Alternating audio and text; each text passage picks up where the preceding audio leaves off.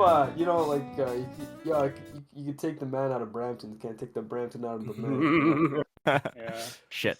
Yeah, I guess I might as well get this back underway. Hello, welcome back to Anime on the Sea of Sky. I've got a bit of an entourage with me today, considering that even though the majority of us, well, not majority, all of us were able to have a bit of a peace and have our opportunity to finally go back to a con for at least on my end, the first time in 3 years that any of us have any kind of like major event for everybody to just converse and have the opportunity to go about and at least enjoy and absorb everything that the medium has been able to go through and even evolve over the past 3 years.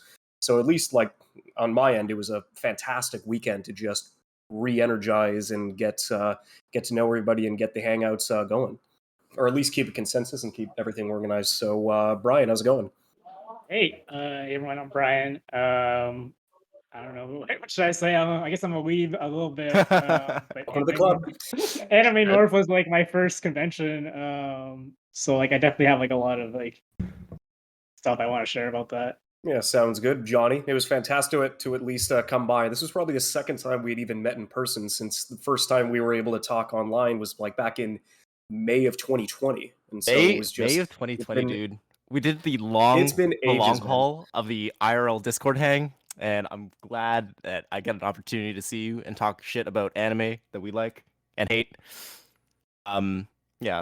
It's been cool. I'm glad that we were able to get together, because when I was coming off of the plane, I finally just finished up JoJo's Part 5, and I was really hoping, because I knew that at any point that we were just going to be lining in the meetup right outside of the con, I knew you were just going to pull something out of Araki's pocket. So it was just kind of, and I already had the response set up, lined up, and ready to go. And I'm really glad you ended up pulling out the approaching. Oh, damn. That was some good stuff. You're approaching me? I can't hug the shit out of you without getting closer. It was too long. It had been too long. Feels good, homies. Hug your homies, man. Hug your homies, bro. Hug your homies. Just two fellas hugging it out. Yeah. Nothing more wholesome than that. Boys. Oh yeah, I guess like now that you're just dropping in right now, why don't you introduce yourself, Wizrad? Hello. My name is Wizrad. I've known Johnny for a long time, and it's so good to know all you guys, because honestly, Johnny only hangs out with the best people. Oh yeah. Fact confirmed. Fact confirmed, because the very first thing I hear when I join the call is JoJo. I already know I'm safe here. This is a safe space. Yeah, nice to meet you all. I think I met Jake in person as well, and sorry, I forgot the name again. Heckles? Chris. Yes. Hello. Here to talk smack about the con as well? No, I'm here to say good things because I'm promoted by them. That's actually why I joined this podcast. Okay, perfect. There you go. Bribery. Got to have some kind of connection lining it through. Oh god, the inside man. I know. Gotta have somebody on both sides, you know? Yeah, exactly. I mean, I don't think I've ever personally had a bad experience at any convention, but that's because I'm more like low-key, and then I mostly do background stuff. I don't do like panels or anything like that. Man, we did nothing but panels this year. And anyways, like yeah, we'll save that for actual topics and stuff. Okay, we got Chris. You gotta save it for the show. You gotta save it for the show. Yeah, you gotta go. So yeah, Chris, how's it going? I'm Chris, otherwise son of Heckled on Discord. What else to say about me? I don't know. I watch anime a lot. I've been in terms of the cons, I've been going to Anime North for a couple of years before that. So I've seen it since I didn't start in high school. I started in like university, so maybe like 2017 I started going. Oh, So you weren't one of 4 those. Yeah, you weren't one of those crazy high school kids who's just like finding an excuse No, to no. go drink. No. I wasn't one. Well, my type of high school would be like like eight guys to a Delta room, and some guys in the bathtub, a couple guys in the closet. Nice. Man. Oh, I'm surprised that it didn't pass that passed like fire code. I don't think I definitely don't think yeah. We just don't talk about it, and they just kind of just We'll just take their money. I feel you. Don't notice. Yeah. Okay. I mean, gotta stay the Delta for $40 a night. I'd take it. Anyways, that's all me. All right. Now we got one more to round out the group. Hi, my name is Sai. First time con goer. I grew up as a weeb, started watching anime pretty young, but fell off. It wasn't until about like 2020 till Brian kind of reintroduced me back into anime culture. Oh, he got you, The man. first show I watched. That's when I became a weeb, 2020. Yeah, that's when he became a weeb, and so it all started with like Konosuba, and then we did like a massive like Good we binge. watched Gundam Iron Blooded Orphans, and then from there we just kind of like deep dived, and ever since like this year, just been jumping way back into anime, and like as a first con experience, I'm sure we'll all be able to talk about it, but it was a great time. It was pretty sensational, and being able to meet a collective group of people who liked the same thing as you was definitely a euphoric experience. To say the least. Yeah, man. Always going to that first con is just, it's such a world changer. It's a mind bender. Like actually, because especially like when I remember going to at least mine, which I think mine was like Vancouver Annie Revo in 2013, and it was just one of those things where I'd still only been a fan for about 2.5 years, and it was still kind of low key. I had friends at the time who were still into the medium, but they didn't have the opportunity to be free on that particular weekend to go through. And it's just, you get there, you walk, you start getting into that 4-block radius around the major convention hall and inside the area, and you start seeing cosplays like lining up the streets, bits and pieces, people.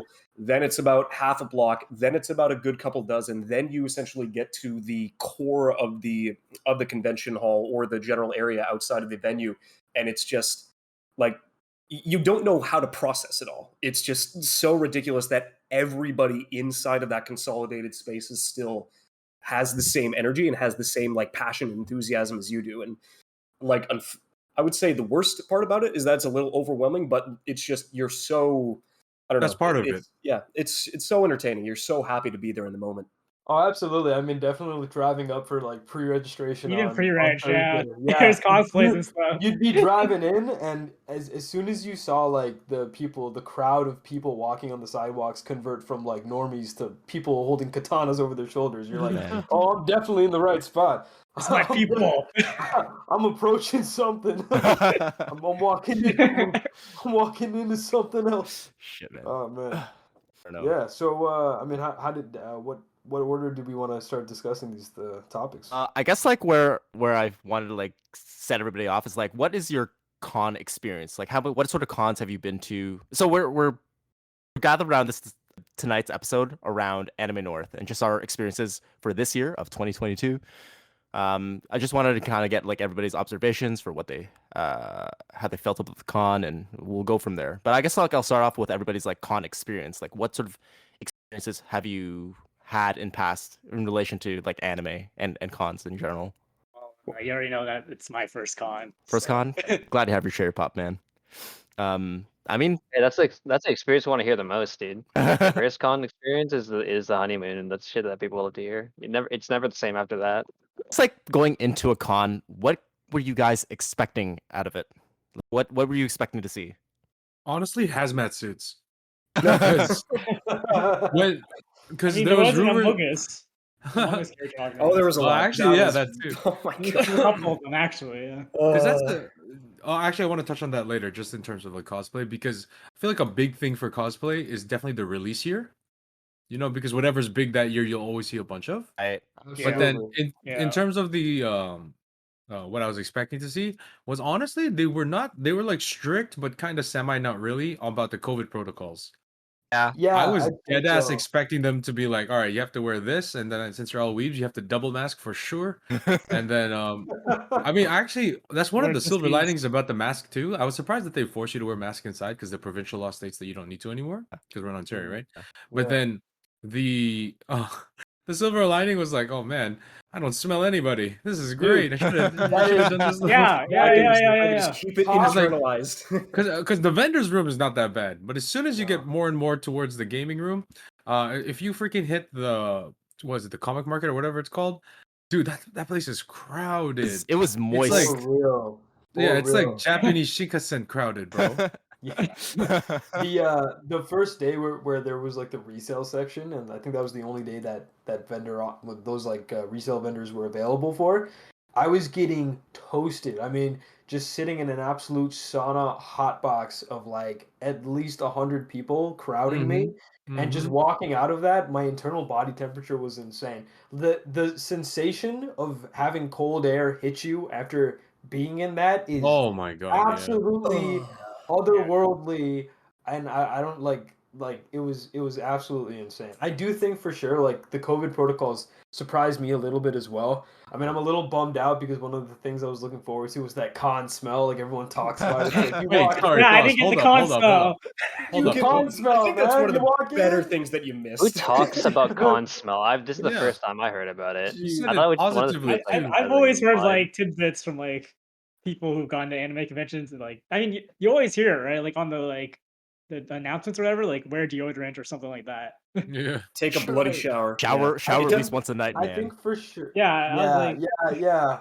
I do think that obviously like that's probably more regulated, and it's like I feel like as a result of anime becoming more mainstream nowadays. Like I'm not even gonna say like a bunch of more normies, but it's more like you have a wider audience of people coming in. So like I didn't see any of the traditional like neckbeards, you know, maybe like one or two of them. I would be like, oh okay, hey, you know, there you are. But for the most part, it was There like, you are. yeah, you know, but for the most part, it was a pretty good like variety of people coming out. I think the thing that surprised me most for Saturday compared to Friday was definitely the cosplayers, because like day one, it was a really good introduction. Day two, I swear to God, it popped off. If I were to play a drinking game Day for two was Anya, crowded. for Anya cosplayers, I'd walk away just absolutely shit faced. I don't know if I'm You'd allowed have- to swear. You'd have poisoning by 2 o'clock. By 2 o'clock, Yeah. not even. Yeah. You'd walk in with a bottle and you're like, oh god, no. There were so much Spy X Family, so much. The Yours, The everyone loves Yours? Yours. Oh I my loved God. it. I loved Anya's. it. Yeah. Everybody's loving the yours, yeah. I Because that was was, the thing. Yeah, because in terms of this is a unique set because it was 3 combined years of Backlog. the opportunity for not having any like outlets or any cons building up to it. So you did see like a good chunk of like the more recent popular stuff, considering that you did see Spy Family, you did see what was that? I did see a bit of What's up, darling? Dress Up Darling, Yeah. Talentless Reincarnation, Oh, yeah. Because they had to play bit of catch up. They missed, Konosuba. Yeah. Right, yeah, like not I to- said, they not missed to go- 2020 and 2021 for all Yeah, those yeah. releases. Not to go on a 21. small tangent, but like I did want to mention I saw Dress Up Darling cosplay. It was a couple dressed up as Marin and Gojo, and that was adorable. That was like super wholesome. The guy was like the guy and girl straight vibes. He's living the dream. But I did want to roll over into another topic if possible. Speaking of the backlog, so while I was waiting in the absurd line for Starbucks for 2 hours, I ended up making discussion with a couple of people behind me, and they talked about how they bought their tickets all the way back in like 2020 for that. And it kept convention. getting rolled over, right? It kept getting rolled over. Yeah. So I wanted to ask you guys' thoughts. I don't know if you guys went to pre-registration or not. Fortunately, we did. It was a half an hour in and out experience. It's easy. Pick up the badge and you're good. Showing up Friday and unfortunately seeing people get turned away at like 6 o'clock, some guy just cutting the line off and being like, "Oh, you've been standing here, but honestly, like we can't. Like you're gonna have to come back tomorrow." Like, what are you guys' thoughts on the organization? I think of this organization of this convention? year, especially like being the first con back, like out of the open in post COVID, it was kind of to be expected. I understood like they were trying to figure out like how to clear people out for vaccinations, so that slowed down the process as well. And then you had to like enforce everybody wearing maybe not enforce, but like make sure that people were practicing To check. good policy, good distance, Right. being smart about things. Yeah. I definitely give them the benefit of the doubt. Like, it's incredibly difficult on top of the amount of volunteer work that actually has to go through to make these cons happen. Especially, there was a lot of growing pains and getting back into the swing of things after a 3-year hiatus to kind of like line it up, especially with the addition of lining up the COVID protocols for the rest of it, because it was definitely, I would say, the biggest missed or like misplaced piece of organization on the Friday on day one is that they had like 10 to 15 desks for registration and badge handouts, and they had about like 4 people at the front of the line checking vaccinations and lineup. So it was just, there was a natural bottleneck of a lot of people, which definitely in line encased a lot of people to wait outside in that blistering sun on both Friday and Saturday. I actually have a little bit of background knowledge on Those are why nuts. that was, course. why it was as On bad Friday, as it yeah. was. For the most part, there was. I mean, every convention always has problems like that. For the most part, they usually, if I'm not sure if you're familiar with it, but they usually set up on the previous night, the Thursday, because you have to pay for that. Yeah. They're basically renting out the space for the weekend. So I have a friend who is a vendor, and she was talking about how messed up everything was. Because normally she would set up in the creators market, and then she would come on the day before, on the Thursday, because she's been doing Anime North for years. So usually you come on Thursday. On Thursday night, though, there was an issue with like the outside venue. I don't know if it had anything to do with COVID or whatnot, but they weren't allowing the smaller creators to go in. If you had a big setup, like if you had a big cell or whatever, you're allowed to go inside on Thursday and then set up. But then everybody that came on Thursday for the smaller sections, like, no, you have to come back tomorrow morning. So then they opened it up at 8 a.m. Because they were closed throughout the day. But then you have to set up all your tables and you have to do your organization for like proving you are who you are. You have to have all your paperwork and all that stuff. And coupled with that, there was minimal volunteers this year. Yeah, Because that's how they handle most of the desk work. Because the actual Anime North employees, they don't even go over 100. I'm pretty sure. Right. Everything else is volunteers that they pull from random weeb groups and random universities. Like, hey, you want to go to Anime North? You know, that kind of thing. That's how they. I saw that page. Exactly. No, but then the big issue was, first of all, they didn't get a lot of. I'm just gonna share this. Sorry, Oh, yeah, go ahead. Yeah, okay, go ahead. The only but volunteering was 30 bestie of this year, so I've heard from one of the head volunteers. Oh, so see, that's what I plus was there was figuring out also because like when I issues with getting into the volunteer portal. Like they wouldn't even like it actually didn't even work until 2 weeks beforehand. So like usually you get a lot more pre-exchange. But yeah, so those are like the two issues I heard about it. Yeah, because I heard a lot about it from my friend. What she said was that it was less than half what it would normally be. And volunteers are bulk of their manpower. The workforce, yeah. Yeah, their workforce. Sorry, yeah, gender neutral. Yeah, it's 2022. I can't get canceled with this. But yeah, no, for sure. Like, and then I was just like, oh crap. So what happened with like, why did it take so long to get the tickets and stuff? Because they open. This is what was confusing me. The normal procedure would be, they open at 5. That's normal. But then they opened the pre-registration at 5 because normally you can get your tickets before at like 1 o'clock or yeah, exactly, at like 8 a.m. even. You go in, get your badge, get the hell out, wait until they open the con at 5. But they did everything at the same time this year because they had so little staff. There was one poor dude outside just checking vaccines, and I'm like, this guy didn't even read what. Like, I could have shown him anything. Yeah. No, I had the same thing. You can always kind of tell, and it's like I get it. You know, they're overpopulated, they're understaffed, but it's always a little funny when you pull your ID. They glance at it, they look at you. All right, get in there. I imagine you're like in full cosplay. It's like, okay, yes, thank you, Mr. Naruto. Yeah, I think I will say that honestly, that is an unfortunate situation, especially if the portal didn't open up, if they were understaffed like that. I think the hardest part is definitely like whenever you put any person under like kind of extreme pressure, it's like obviously the staff are very stressed out. And then like you guys said, it was very hot that weekend. I mean, kind of insane. Friday night, I still remember dude, sun went down, still really warm out, and Saturday was even hotter because I think we came for the full day on Saturday. I think we showed up around like 2 o'clock. Like 3 degrees. Oh my god! And I'm genuinely shocked. And it was crowded. Yeah, and also I will say like the people cosplaying commitment. I mean, we've seen guys decked out. There was this one guy who was rocking this hentai armor. Oh, the hentai armor guy. Yeah. That guy was decked out in like black armor. Decked out in like riot gear and hentai stickers and stuff, but just completely blacked out gear. And I'm like, that guy is I don't know if specifically allowed to mention that, but he was definitely decked out in like riot police gears. He was the anime police.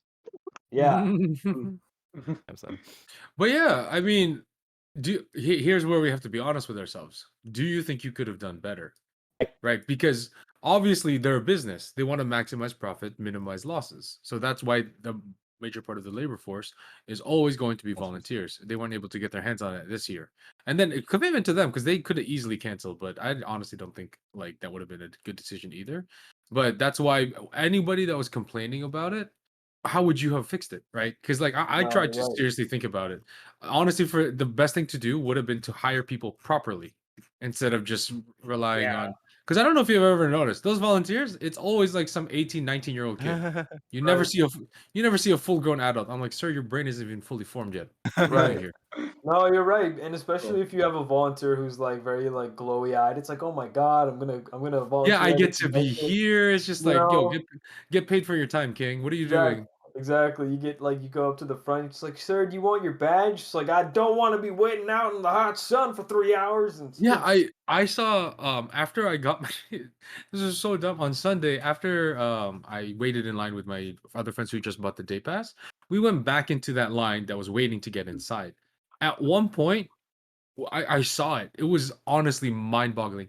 They were waiting for another like 45 minutes or whatever because we got in line at 8.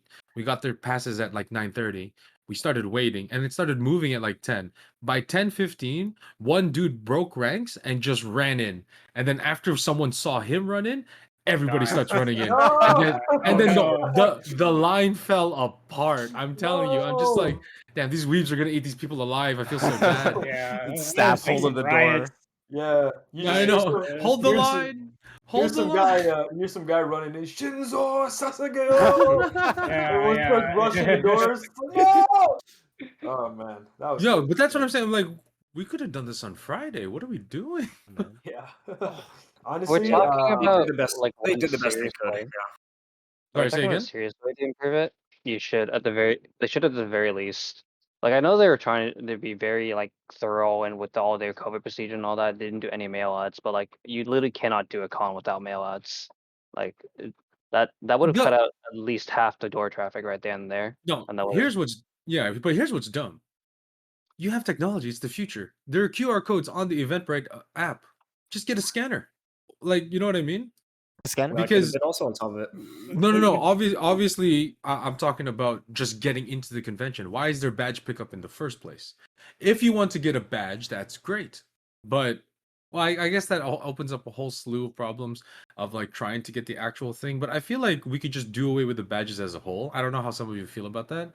I think the number one. And how would you? concern with, how you One of getting the ways control to where ensure people are that going? people are like should be in the con is like checking badges Yeah. that people are wearing as they get into the door. That's the easiest way Yeah. to check post. Right. Yeah, that's true. That's true. No, that's why I was So saying how just would in and out you with the make that? out with the QR code, but that you can mail out the QR code, so it comes up with a lot of problems. Yeah, the number one issue with the QR code would primarily be like having to make sure that you scan everybody, and then I noticed a lot of times going from like vendor hall to the gaming hall, etc. Anytime they would check my badge, the best way to check is all the badges were color coded. Yep. So, like the weekend pass was red, the Saturday pass was like I believe purple. I can't remember what. Sunday pass was green, yeah. and then Right, weekend pass exactly. was blue. Okay, yeah. So like that's like that would be the easiest way. Honestly, all in all though, outside of like the little hiccup with the registration and stuff, like they did do a pretty good job. Like, I was pretty Exactly. satisfied. I was able to like all the vendors were located. Like the setup was really nice. I like my personal favorite little corner of the entire convention was definitely the Gunpla. Oh yeah. Gunpla display. Dude, were you there on Friday? And did you see the Tabletop? the mobile suit the mobile suit Gundam dude walking around and then standing RX Did they- man. Did they that hire guy. that guy or did that guy just show up? I feel like I He must don't be a know. cosplayer, right? That Like, guy yeah, was I mean, insane. wait, imagine the staff are walking around like, yeah, good job, man. So glad you hired him. He's like, I thought you hired him. He's like, is that just a random dude? Is that man on his own time? It's like, holy shit. That's Oh my commitment. god, he is Gundam. Oh yeah, but also talking about understaffed as well. Did you notice anything strange about the vendors? Dude, the halls were empty. Anime Extreme wasn't even there. I mean, like in terms of like the major Navito distributors. World, Anime Extreme which was is there? supposed to Yeah, be it was at most cons, wasn't here. 'Cause I won't be at a You- TuxCon either, but yeah, they weren't at North. I don't want to touch it on that like too much because I know them personally, but Navita World just could not make it this year. They could not make That it. is Yeah, surprising. because there's a lot of stuff happening in the background with their own store, but then they could just not make it. Because so most of the stores they're also open on the regular Anime North weekend, right? So then it opens up with a lot of the probably understaffed as well. employee statuses. Yeah. Exactly, that's what it is. Because trickle I out. forgot what it was. I honestly forgot the name of the card shop, but there's only 2 people. Because this is actually pretty scummy. I've seen people do this. He's like, yeah, he hired part timers to come do it, gave them the vendor's badge, and then he lost them. Damn. So they didn't yeah, work. yeah. Yeah, that's what I'm saying. So it's like it's hard to find good help nowadays. Yo, man, in post-COVID Yeah. world where you gotta like risk getting an infection and getting sick and going a little long COVID. Yeah. Yeah, I know a volunteering. local vendor. I know a local vendor is going to a Takathon, and he talked to Donathons, and like he really only just manages the vendor shop himself with his girlfriend, and it's like, geez, that's Damn, rough. that's yeah. That's rough, buddy. I Had to understood throw that reference. had to throw something in there. Yeah. Yes, honestly, I'm not gonna lie, completely blissfully ignorant to that. I was unaware that the vendor hall was a little emptier than usual. I know, If because you were that- distracted by where- the shiny Gundam. If that was empty, then I Yeah. cannot wait for next year when they like probably return to form. Like, Yeah, I you mean, know, I'm hopeful. I'm hopeful of that too. But dude, with the shift to everything being online nowadays, I don't even like. I'm not sure how familiar you are with like businesses and stuff like that, but because Navita World is responsible for like I want to say like 40% of Ontario's like figurine sales. I don't even know if that's like over exaggerating it. That's just the number as it was described to me by other people, not Navita World themselves. They're just like, oh, they're the biggest competitor for it. So I think part of the reason why they didn't even show up this year. Again, this is just third party knowledge, nothing confirmed. He doesn't need to, because like he's already strapped for employees. So why on earth would you pressure yourself to go to Anime North? Because it's a mission. Because I remember I volunteered for one of the anime stores one year. I'm like, bro, I did this for one day just to get a weekend pass. I don't know how you managed to do this with only 4 people. Because you start setting up like I said, you start setting up your booth at Thursday. You get there at like maybe in the afternoon. So from 6 to 11, you are just building your section, putting in tables, because you have to haul in shit from like outside to the inside, because nothing is like they don't help you with anything. They're literally, all right, this is your space. You're responsible for everything by yourself. Have at it. Yep. Vans, inventory, pullouts. Everybody's trying to get a dolly if there's a spare one around. Like those. Exactly, because commodity. Oh boy. and if you bring your own dolly, you can rent it out to somebody. It's like, yeah, I'll let you borrow it for like $50 for half an hour. Yeah, it's very cutthroat. But nowadays, with everything shifting to online, it just feels like there's no need for it for some vendors. Because I remember there's a local comic book shop that's in Mississauga called Planet Hobby. That guy, he's like, I'm not even going this year because it costs so much, and then you barely break even. If anything, you do a little bit better. Well, because it's comics, right, for him. But I figure anime places might be doing a lot better. But then he just says it's so much work for very little reward. So unless you physically enjoy going to the con itself, there would be no reason for a vendor to set up. That is pretty interesting to hear about, because honestly, I think to a certain degree, like, you guys are right. You know, like with COVID with us being on the back end of COVID and with like profit margins being way tighter than they were, you could argue that a lot of these places would want to come purely for passion, right? Just to, like, to entertain the fans, to be a part of that con experience. But then at the same time, is that a rich man's luxury, right? If you're barely breaking even, and let's say like the year hasn't been great, or let's say that you're doing well, but that head start will be completely diminished on the risk that you may or may not do well going to a con. Right? Exactly. It is a question of if it's worth it or not, which is a bit of a bummer though, because I'm still huge on like physical collections. I'm still huge on going in store, shopping around, and really being able to like. I love online shopping as much as the next person, but I'm a huge fan of making a day, going to different hobby shops, checking out what's available, and being able to see like the nooks and crannies, because sometimes you discover things in person that you would be unable to find after browsing like 100 pages of an online website. I just feel like there's something very unique about that experience. Some of my fondest memories growing up, getting into anime would definitely be like checking out like generic stores like HMV, but then going to local comic book shops and being able to talk to the owners. And holy really, shit! Did you just say HMV? Yeah. Oh no, you're showing your age. No, funny enough, I used to work at HMV. Oh, nice. For a little bit, but yeah, no, I definitely think like personally, I think I'll always prefer the in-person experience. I think that was the biggest bummer about COVID, was just everyone accepted, oh, we can do online virtual shopping. Isolation is better. I don't have to go out. And for some people, like, I totally get that, but it is a little sad that like we've just sacrificed. I mean, it's a human passion interaction. For you. Yeah. Right. I feel like it's a little sad that we've sacrificed human interaction for convenience. I feel like we evolved in the wrong direction. But it's just me. I totally agree with what you're saying. However, I just wanted to point out it's a business for them. Yeah. They at the end of the day they have to do the math, and if like Yeah. it doesn't make any sense You for gotta at you least to, break even, because like right? You gotta yeah, break even. Yeah. No. there's no way you don't break even unless you have zero product. That makes no sense. Yeah. Right? Everybody loves the color black. Because like remember how I told you my friend is a comic or she was at the comic market. She's a vendor. Mhm. She literally brought 100 pieces of custom art.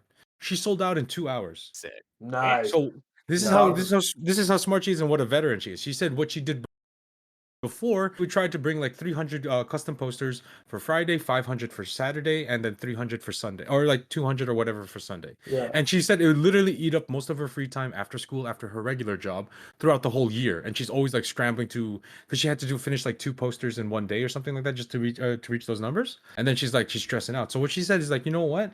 I'm not gonna stress out for this year, because obviously it's like the first one since COVID. So what she did was she sold out after 3 hours, and then she sold her booth. Because it's your booth. Ooh. Wow. Yeah. Yeah. So, Awesome. dude, to pay for the booth is $300 for the weekend. Or no, sorry, I believe it's like 500. Again, this is third-party knowledge. I don't want to confirm anything because then Anime North is going to come at us with the DMCA. It's like, hey. Yeah. So I think it's actually. Heard you was talking shit.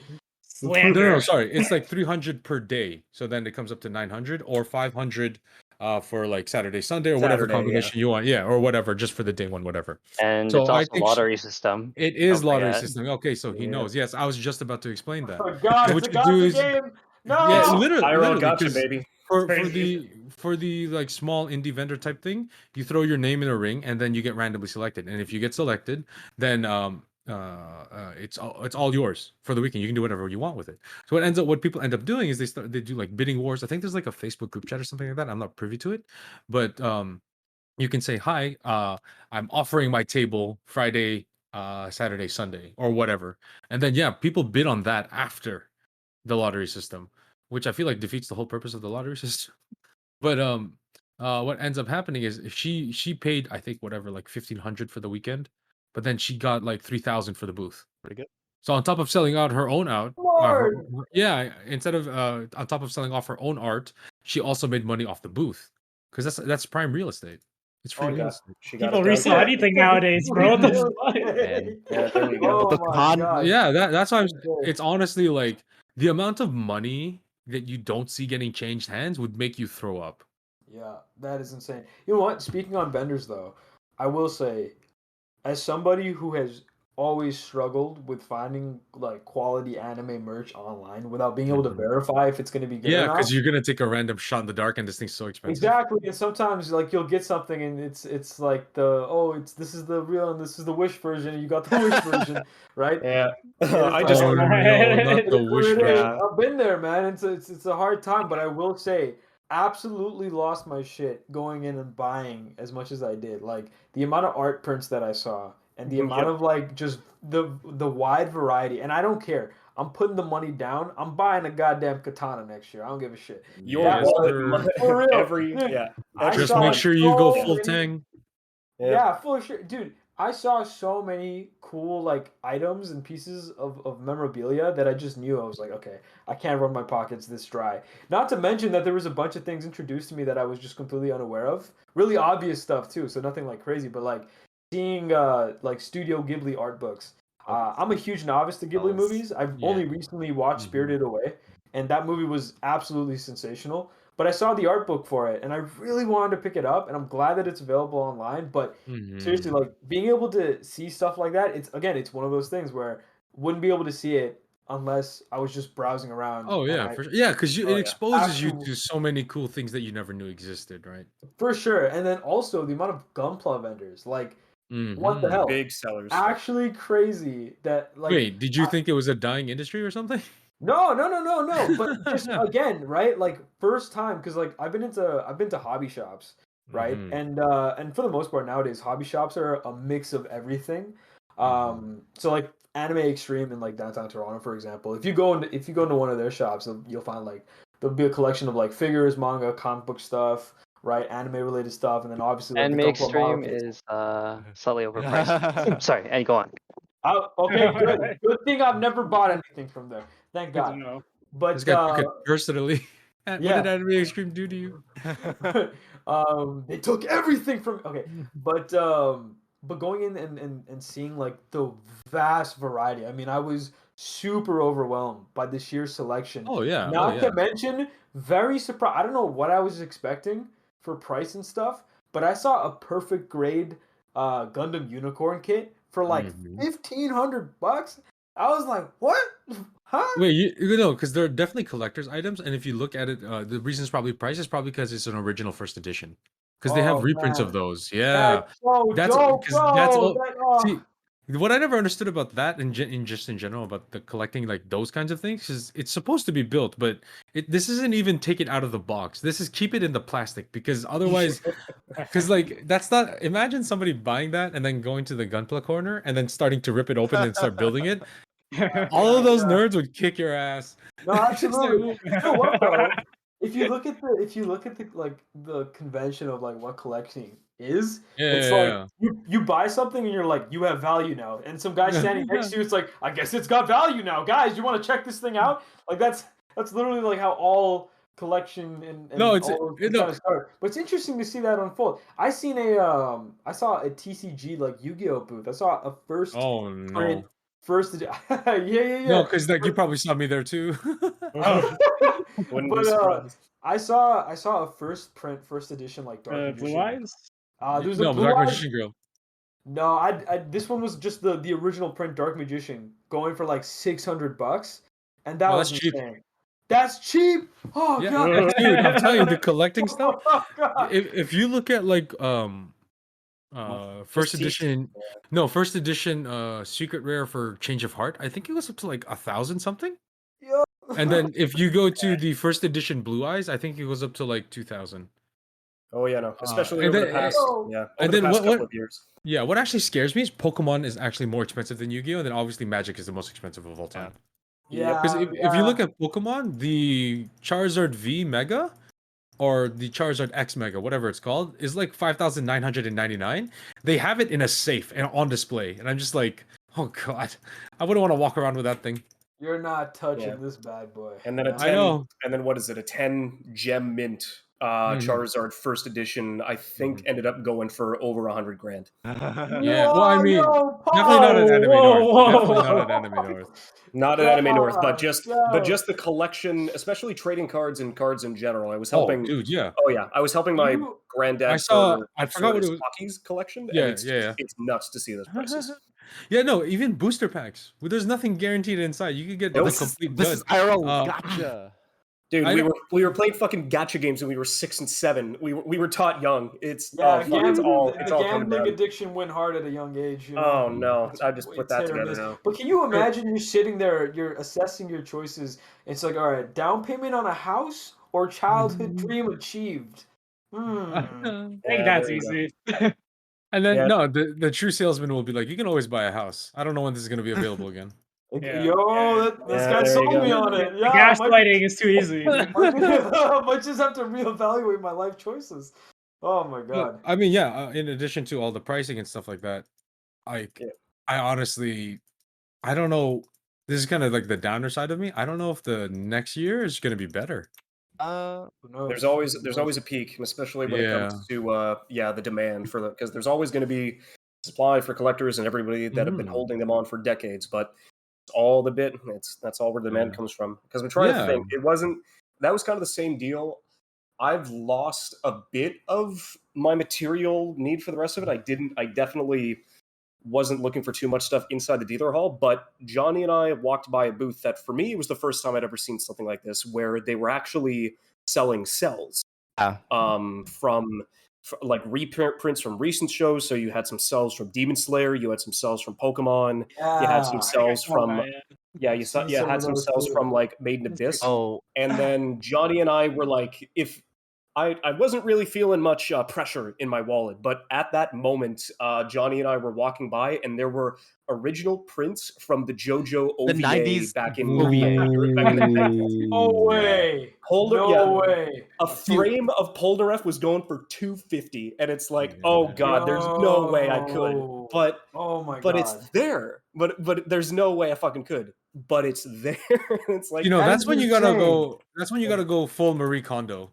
Oh yeah, you remember who she is from Netflix? Yep. Yeah, does this spark joy? Yeah. Because I mean, I'm sorry, but I'd have to just like I'd have to sacrifice everything in that moment to get that cell shit. That's crazy. Yeah, I mean, because you, I think you saw me when I had it on me, but I think I mentioned that I'm probably one of like 4 people, and then the other guy probably like committed suicide last week, that genuinely enjoyed Cyberpunk. Like 2077. So when 2077. I was just walking down, yeah, I was get out your fucking mug. yeah, sorry, I was man. no, it's fine. There's only 3 of us left.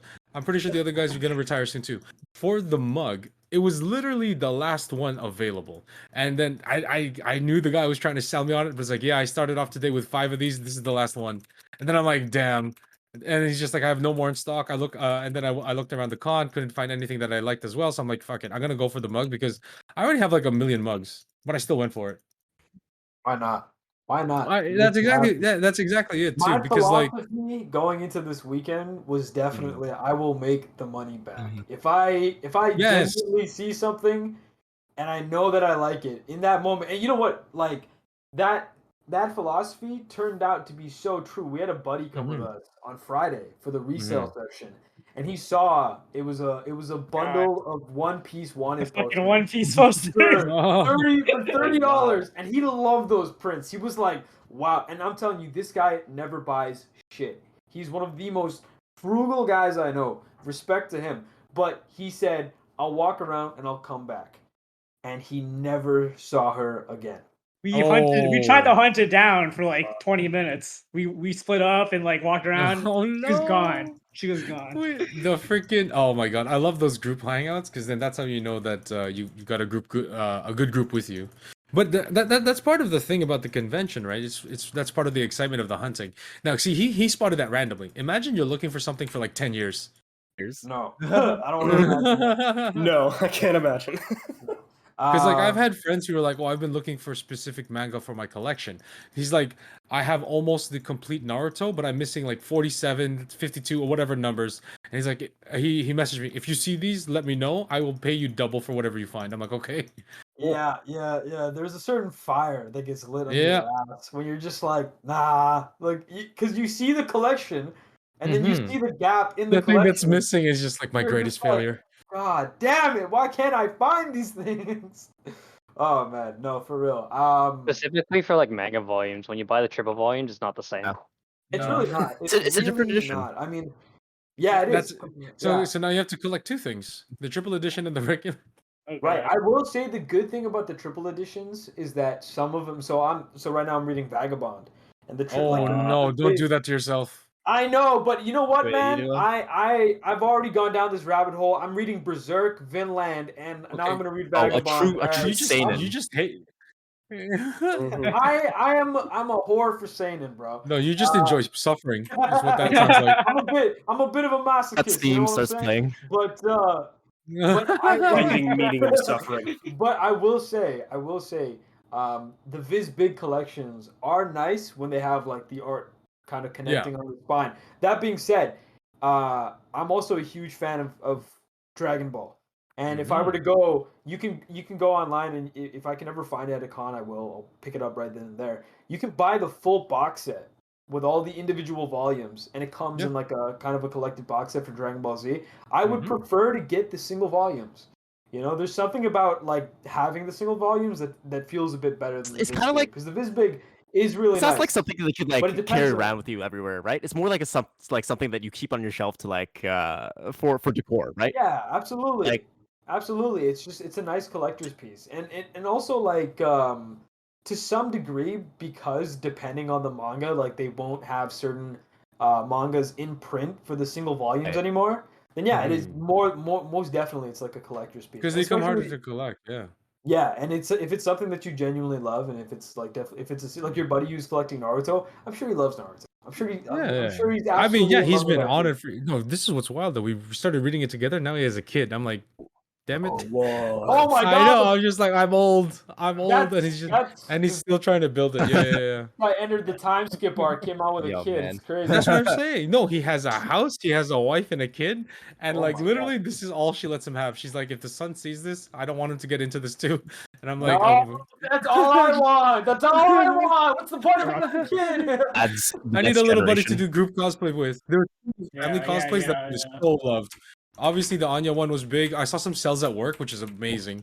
Oh, I saw a couple of those. It's a great. Yeah, you saw the family doing There's a Demon Slayer one where with the little baby Nezuko. Yeah, and he had a box, and he told the kid to get in the box. And I was like, wow. That's pretty dope. That's pretty dope. I saw a family. I think one guy was Zenitsu, Nezuko, and then their two kids were Demon Slayer corpse members. So that was pretty awesome. That's good. That seeing like every so often seeing like adults still kind of be passionate about the things that they like, very endearing. Because for sure, I think like I'm 23. I still have a lot of time to be able to like indulge in like hobbies and stuff. But I know that the older you get a lot busier and really, it'll catch up on you, young man. Absolutely. And even now, like there are times where like I have to pick and choose from what I want to like spend my time doing. Do I want to play games, catch up on anime, catch up on manga? You definitely have to make time for things. So seeing people still come out to conventions and being able to enjoy these things, like really super wholesome. Like that was the best part of sure. Best part of the whole con experience was just like you could tell the energy as soon as you touched like Rogers Congress Center. You could tell everybody was in a good mood. Everyone who was there wanted to be there, except Brian, the Gundam guy. Which guy? The Gundam guy. So on day two, I don't know if anybody was outside the Delta on day 2. Yeah. But, so we were leaving to go to the other side, to go back to the vendor hall. This was after a mecha panel. And some gentleman with a Gundam hat just started straight swinging on this guy. And it was just like it was one of the religious like. It was It was the weirdest confrontation because at first I'm like, oh, it's just two guys having a confrontation. This guy turns around and he just sees a giant like Gundam on his hat, and I'm like, god damn it! Of course it's a fucking mech lover. He's giving us a bad name. God damn it! I'm glad you guys had fun though, because honestly, it's gotten to the point where I'm used to it, but I still enjoy it. You know what I mean? I feel that. Which is why it's important for the new generation to obviously have this kind of stuff, because I remember I had some friends who like have kids that have never been outside of COVID. So when I remember my friend, his kid came outside of like daycare or like the first time he went to daycare, he had never seen that many people and he threw up. And I'm just like, okay. Yeah, it takes apart from like the human experience, which is why like in-person events are so good. And I'm so glad that it actually, hopefully it was successful this year, and then it gets better next year. Yeah, for sure. No, it definitely was great. Truth be told, like Fan Expo is happening next month, but I was talking to Brian about this too. This convention just like I remember back in like 2013, I was in grade 9 and I was like kind of the awkward like teenager who wanted to go to this anime con, because again at that time, like 2013, that was kind of the beginning of the breakthrough period. Attack on Titan was really popular, and everyone was starting to kind of see like anime as a bit more of a mainstream medium. Like more like a global phenomenon, right? Because it became accessible. Online streaming was also like coming up, so it made it a lot easier for everybody to get access to anime. Absolutely, People didn't have to like look onto like 50 different like fan websites. Like YouTube, I remember even like growing 3 up. parts. Yeah. Oh man, for real. And I remember even, like, part 1, part 2, part 3, and it's in reverse. Oh no, please, we're gonna throw the algorithm off. It won't catch us if we do this. But the YouTube live streams. Yeah. Oh my god. Yeah. I don't know how they got away with that. But even like seeing like the kind of the updated, like, because you know what, really good point with the streaming stuff. I remember growing up, closer to when I was in like grade 7 or 8. This is back like a bit earlier, like all the way back to like 2008 when I was watching anime. A lot of the fan subs and fan translations, like you get like the sauce at the beginning. It's like, oh hey, here's the group translating it. But now it's like everything's so mainstream and so easily accessible. You even got like people like Disney taking an interest. Or like even official translations, right? Official translations. Japan had never wanted to do that for so long, but then since Viz started doing it, they have like Jump Plus and stuff like that. Right, exactly. And so now everything's way more accessible. I will say I am jealous of the fact that you guys were able to attend those earlier conventions. Yeah. for the reason that you got to go before it was mainstream. So really, it was like it was a true con experience, more of a concentrated dose. Yeah, absolutely, for real. You're gatekeeping cons, Johnny. Man, I'm just saying. I think. Man, you didn't have a true con experience until you got to fight a hobo on the bus. You thought you were a demon because he was mad tweaking out. I will say that you, as a first-time goer, you have like no prior expectations, right? So it's like, and from our perspective, like every con post-COVID is gonna be worse than, COVID, pre-COVID. So we're gonna be living the glory days, be like to rosy tinted glasses. But you have a no prior experience. It only goes up from here. This is probably by far the worst year as everyone's re-acclimatizing back to cons. So you only have up. You guys are all like Thanos, cursed with knowledge. And it normally gets better. You get better habits. You get better like ways to set yourself up. You're able to like schedule yourself better so that when the next time comes around, you'll be more prepared, whether it comes to more storage, whether it comes to more snacks or drinks. Water for sure. Always stay hydrated. Oh my god! I was going off of the plane, dude. So I had the backpack. I just didn't have like a bottle with me until Saturday, Sunday. So it was like, yep, nope. I'm dude. This is how I know that it's like part of the woke generation now that's into anime. They had water stations. Freaking water stations. Back in my day, you had to pay $8 for a bottle of water. Oh dear God! Gone within an hour. Hazards. I know, and then you would have. I'm telling you, that's why I feel like ups and downs, definitely, right? Yeah, because it's always going to be a different experience. And plus, Anime North is the only anime convention that I've gone to. Like Anime Expo, I don't really think counts because like there was hardly anything anime related. Oh really? Yeah, you see a bunch of random stuff. Obviously, you see the main things, but the one big important thing that I did notice was what do you call it? Panels and stuff. Because I was never really big on those. But then I figured a lot of people would be into that. For this year. Yeah. So part of my observation of going to the con for this year is because we're in post-COVID. It's really hard to find talent or like to reliably people to pre-register and things like that. There's a lack of large headlining events for this year. So like there's no big concert. There's no like like big guests. He doesn't even know about the concert. Right, yeah, we didn't get to experience any of that.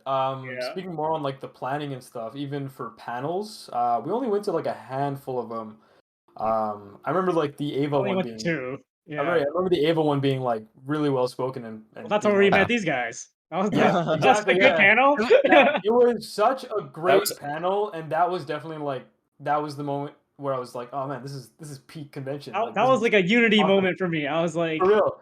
Especially because the night before we walked into like a Fate panel randomly, and it was like it was a room full of awkward guys. It's like I remember some guy being like, "Anybody want to ask any questions?" I'm like, "Oh no!" We were trying to find a different panel. We just walked into the. Oh my god! It was like, dude, if social anxiety was like embodied into a room and it just possessed everybody, it's that room, man.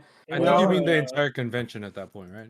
Yeah, that definitely seems like it was a common theme with just big named and big series with big fan bases, not necessarily having like the best center and through line and not having the best organization either, considering that we were at another panel during the Fate series, but for us in particular, I would say I didn't get to go through with it, but Johnny unfortunately had the misgivings of actually walking into the JoJo panel.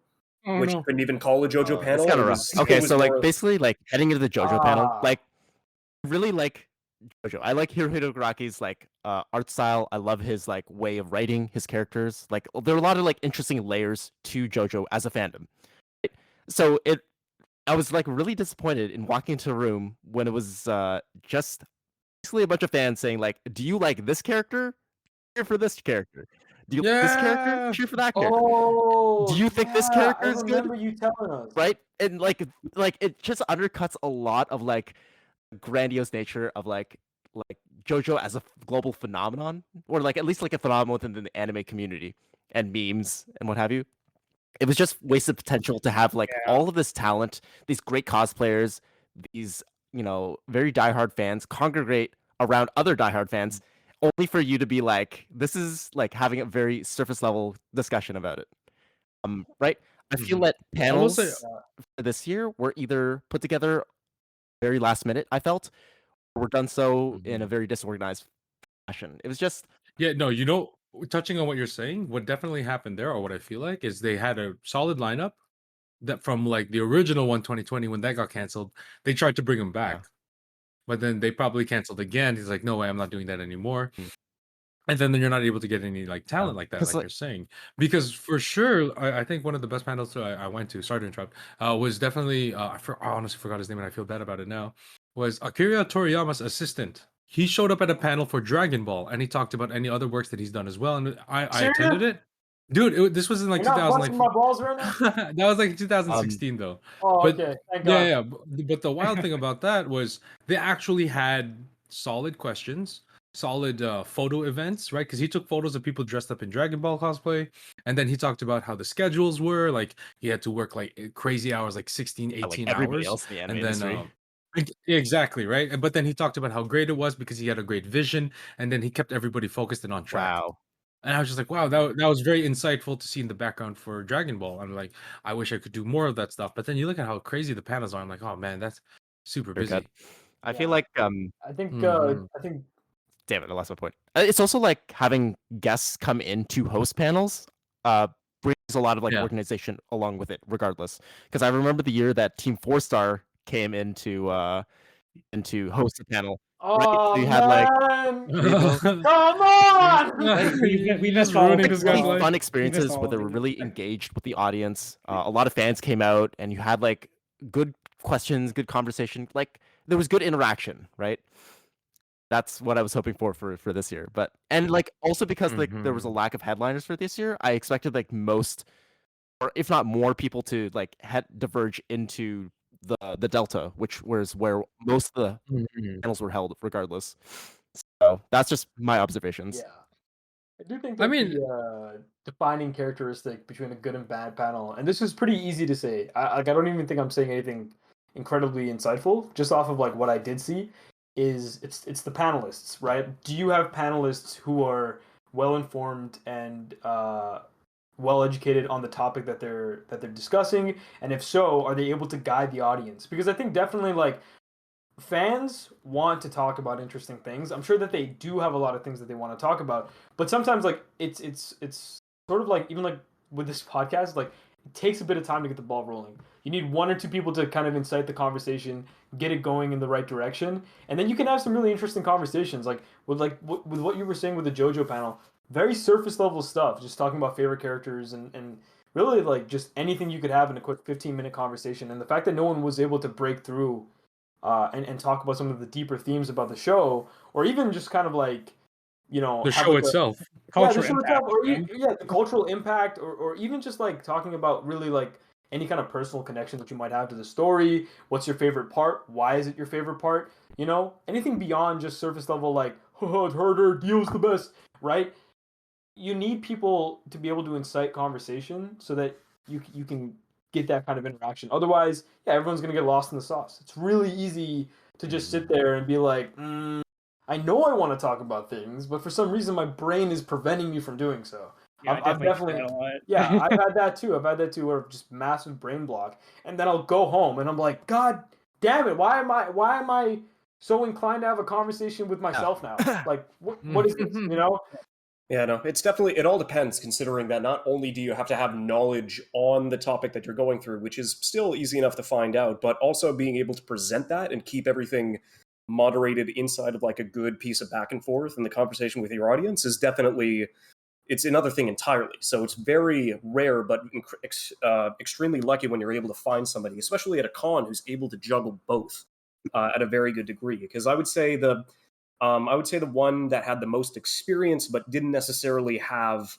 Actually, no, he did have experience, and he still was able to like turn the room into like a really good bit of a back and forth. Is that there was a panel on the trends in animation, and it was a man who worked for UPA for the North American like animation biz, like back in the 80s and 90s, and he was still a fan to this day, and he was still having a lot of good insightful pieces, not only on the trends in North American animation and French animation that took a lot of inspiration from Japan, and moving a lot of that stuff forward, but also leading into what was essentially going into like Saturday morning cartoons and how a lot of the Kickstarter stuff was going to be lining up, as well as what essentially they're going to be looking for in future styles, like how Arcane, how the Bad Guys, how Spider-Verse has been able to take that 3D animated fixture with the majority of the tools that are at their disposal, but give it a really nice 2D shade and polish.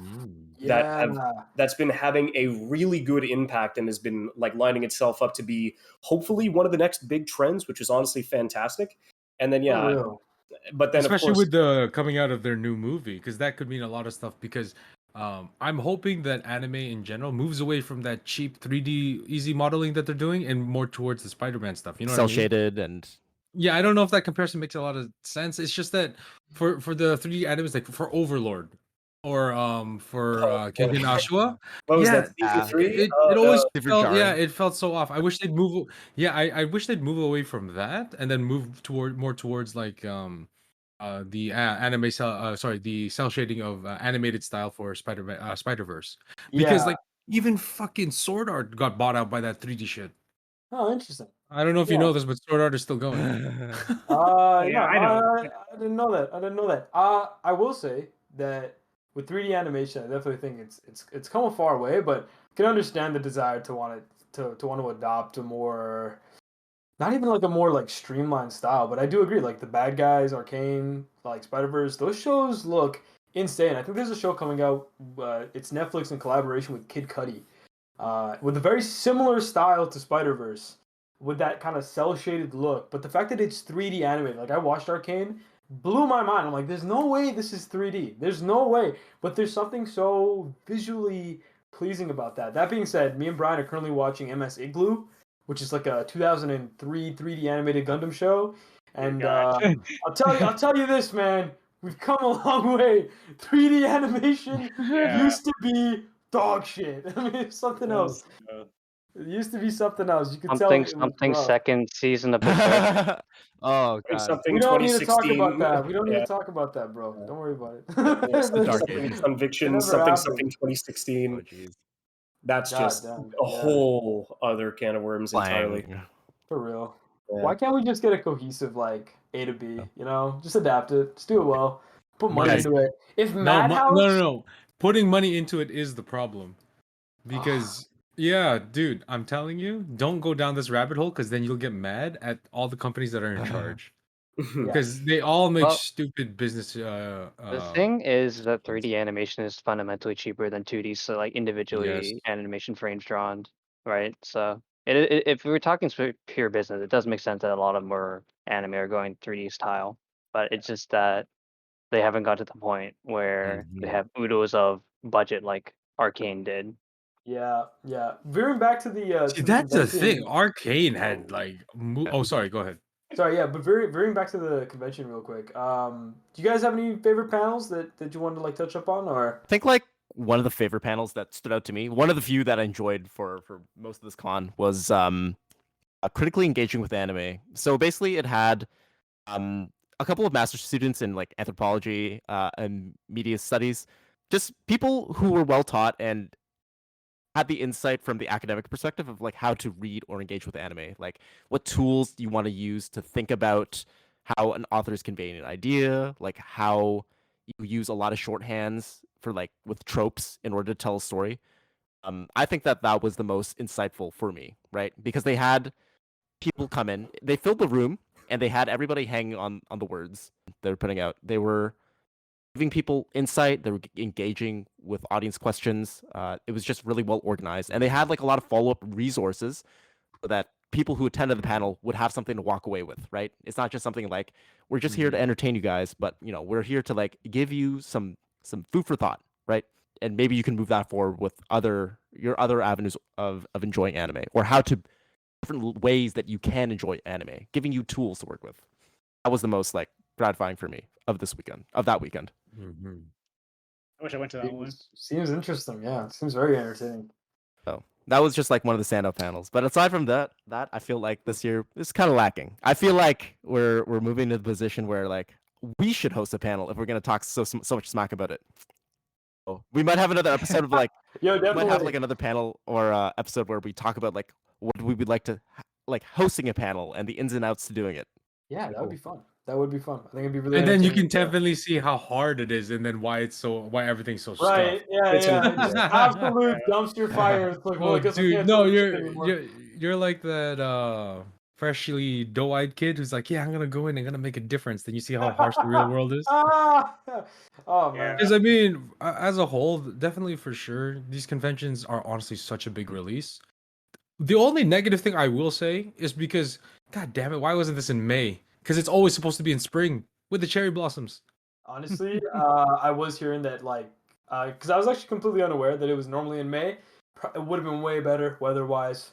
It would have been just like. Yeah, this is the first time I've had it in summer, so Yeah, it's very like deep in summer too. It's like end of it was end of what, June, I believe, or when was it?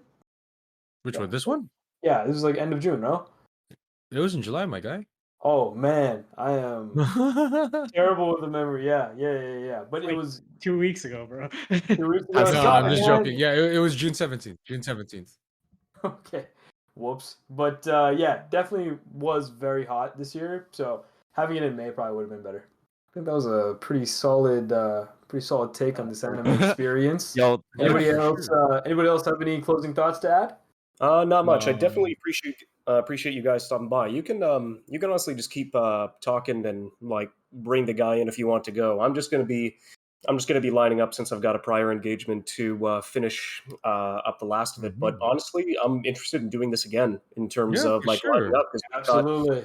got more than a plethora of ideas to go through and like experience. We were barely even able to break through the surface, like breaking into Saturday, or lining up on how the majority of the events were going down there. It's got a lot of good stuff, but yeah, no, I definitely appreciate you guys stopping by. Cool. Yeah, Thank you so much for having us. Thanks for having us, man. I really appreciate that. Again, always fun to talk with like-minded individuals. And more than anything, it's good to discuss, good to scratch that itch. Talk about our anime. Yes, sir.